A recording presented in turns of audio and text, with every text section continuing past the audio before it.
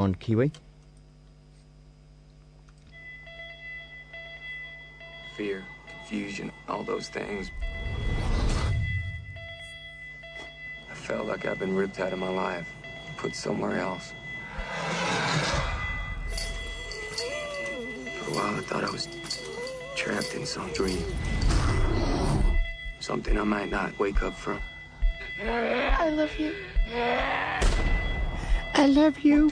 Yes, a little bit of the Walking Dead very shortly, but it is On the Box on the radio with Chris Philpott joining us in Whangarei, of course, from the blog at stuff.co.nz. Hello, Chris. Hey, how are you? I am very, very good, thanks. Yes, I'm looking forward to chatting about some Walking Dead, the new season on the way. But first up, a story that popped up on Stuff this week about television's most memorable characters. Yeah, it was a TV critic for the Sydney Morning Herald wrote an article saying it was his top 10 best written characters currently on television, so it was only characters that are on TV right now. And it was quite an interesting list. I'll just quickly run through them.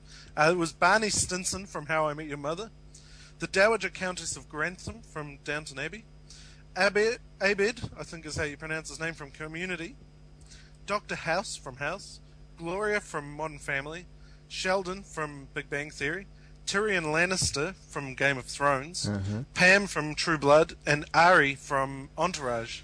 And it just struck me that it was kind of a weird list. It was a bit all over the place, and a couple of characters I didn't necessarily agree with. So I wondered if you had any characters you might add to that list. I've got 5 more. Well, I think should be on there. I mean, I definitely agree, obviously, with Tyrion Lannister being Peter Dinklage from Game of Thrones, and he won his award for that.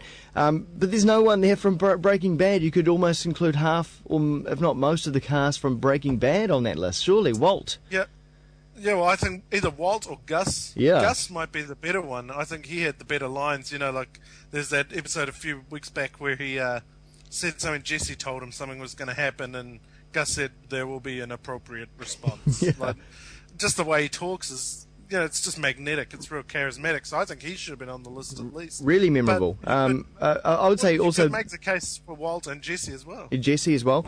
Boardwalk Empire. Lucky Thompson, I find is a really interesting character, played by Steve Buscemi. So they would definitely be on the list. What else? What have you got on your list? Well, I've got, instead of Gloria from Modern Family, I've got Phil, who's the awkward dad who's into all his iPads and his big theatre system and that. I think he's hilarious. Yep. I've got Walter Bishop from Fringe, played by John Noble, who's the old guy in the lab. He's just fantastic. We've got Ron Swanson from Parks and Recreation, played by Nick Offerman. He's just a real man's man. Everything is, I don't like this, I don't like that. And then you got Raylan Givens from Justified, played, of course, by Timothy Oliphant, who's just another iconic character on TV. Yeah. He was great in Deadwood as well as the sheriff. Yeah, definitely. Yeah, so that was an odd list. There was some hits, but I think some misses in there. I think you're right. Yeah, well, I kind of dispute. I don't think House is that well written anymore. I think his best years are behind him. And I think Pam from True Blood, she doesn't get enough screen time to be counted as a great, well-written character. I don't think she's on there enough. Well, that should lead us on to the next thing, the TV review, because True Blood has just wrapped up here in New Zealand. And interesting, I was actually going to mention Pam. Pam is actually probably my most favourite character in True Blood, so I might disagree with you on that one. She's got the best lines. Well, I think she's just not in it enough to qualify for such a list. Well, that's true. She definitely had the best moment in Monday's finale, which she walks in to find Eric, and I think it's Ginger, the waitress, says, "Well, Sookie was here looking for him," and Pam screams something like, "I'm so over Sookie and her precious fairy vagina," or something like that. It's great lines, because she was saying what we felt. I think. I mean, I don't know how you feel, but.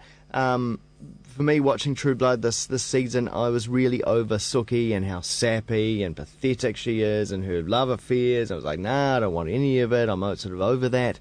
And Pam, I think, spoke for the audience and that we want something a little bit grittier, and just get rid of that, I don't know, weird fantasy fairy crap.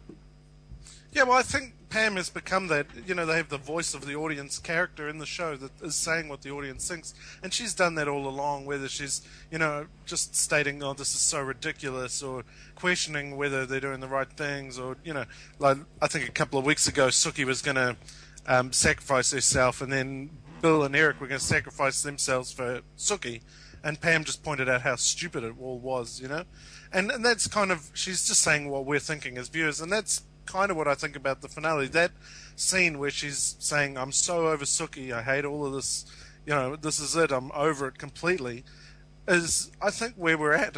After 4 seasons, I've had enough of Suki. I don't want to have her in the middle of everything. I don't want her to be the focus of the show. No. I don't want anything to do with her, really. And sadly, it seems like she's going to be back next year because they're running out of ideas for where to go on the show. Where could they go? Because they've introduced now a lot of fantasy stuff. I mean, originally it was just vampires, and maybe sort of one bad sort of other kind of extraterrestrial being, but now they've got werewolves, fairies, they've got something else in there as well. They've got that whole witchcraft and all that. Where can you go? What else can they introduce? I don't know.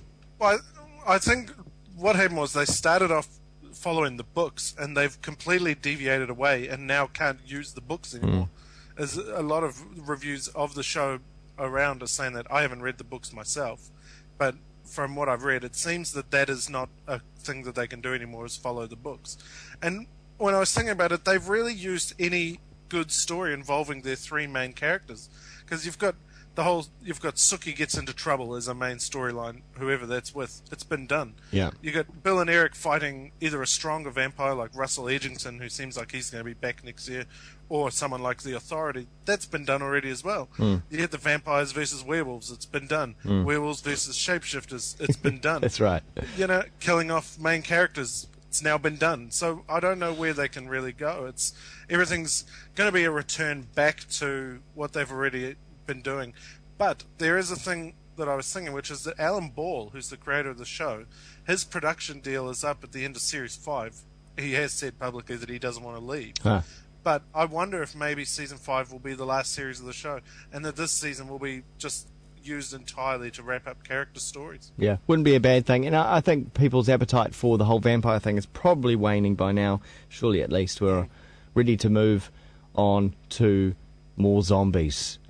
And that brings us zombies. That brings us into what we shouldn't be watching, but maybe watching because we're getting it through other means today. The Walking Dead Season 2. Well, Arlene on True Blood said it herself, zombies are the new vampires, and it certainly seems to be the case with The Walking Dead. It started on Sunday night in the US and promptly broke all of the ratings records for basic cable, with 7.3 million viewers watched it live when it aired first. The first time it aired on AMC, and including an encore screening, it had 11 million viewers. And to put that in a bit of perspective, Grey's Anatomy is considered a hit drama in the States, and that's only doing about 11 million viewers a week. So it's got a lot of viewers. Frank Darabont is the creator of the show, as we know, and he left during the break between Season 1 and Season 2.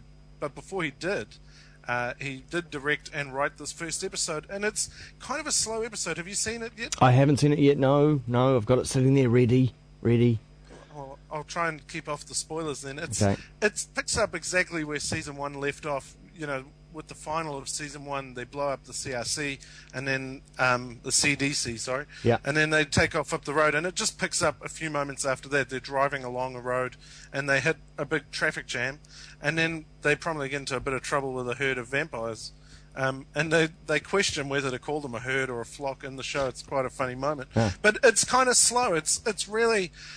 I don't even know how to explain it. In a way... with most zombie movies and shows, they have these big action scenes, big chases, lots of gunfire and things. Whereas on The Walking Dead, the entire first segment of the show is this bit where I'm saying vampires. Yeah. The zombies are kind of stalking our main characters, and they're all hidden under cars, and it's just dead silent. There's no gunfire. There's no real movement. We just look at our characters as they're lying under these cars, and the zombies are just shuffling past. And it's a really tense moment. And I think that's what separates The Walking Dead from your standard zombie fare, is that it's more intense and it's more focused on the characters, and it's not afraid to give a bit of breathing room to the action on screen instead of just going guns blazing all over the place. Okay, so any concerns about them just focusing on characters?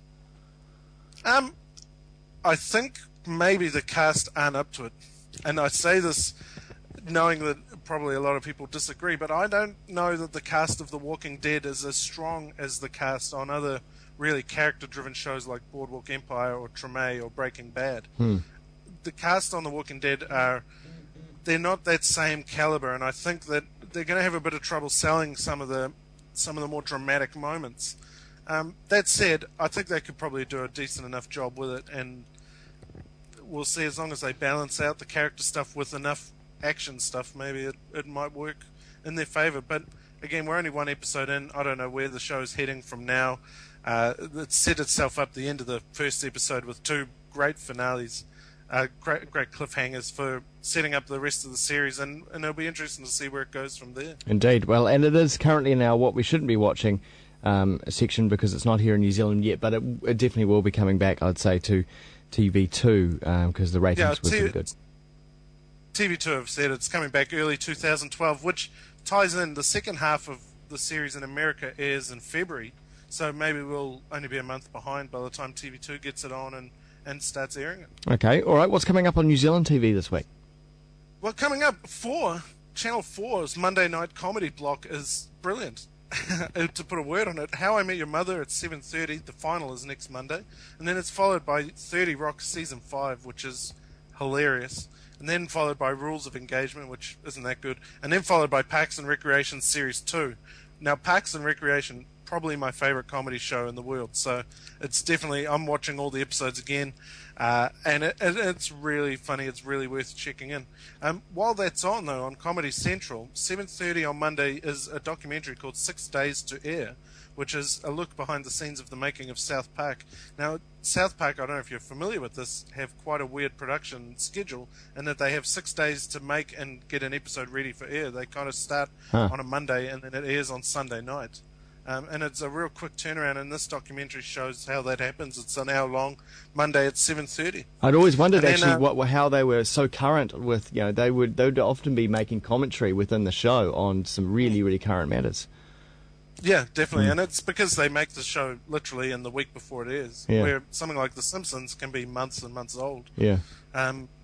And then the only other thing I can think of is The Kennedys starts next Tuesday, 9:30 on Prime. It's an 8-part miniseries about the Kennedy family starting in 1938 and following them right through to Bobby Kennedy's assassination in 1968. So it looks like an interesting series. It's gotten a mixed reception in the States, but it should still be an interesting watch if you're into those period dramas that seem to be dominating TV at the moment, or if you're a fan of the Kennedys, America's royal family, as they're called sometimes. It's got the guy in it, I'm going to forget the actor's name, but he was in the movie called The Cooler, about the guy who... It's Greg Kinnear, yes, who plays John F. Kennedy, and you've got Katie Holmes as Jackie Kennedy, and Tom Wilkinson apparently is fantastic. He plays Joe Kennedy, who's Jack and Bobby's dad, and apparently he's very, very good. Tom Wilkinson plays politicians better than anyone in the world, I think. Yeah, brilliant. Hey, thanks very much, Chris. No worries. Check out Chris's blog over at stuff.co.nz in the entertainment section there. It's called On The Box. Chris Philpott NZ on Twitter.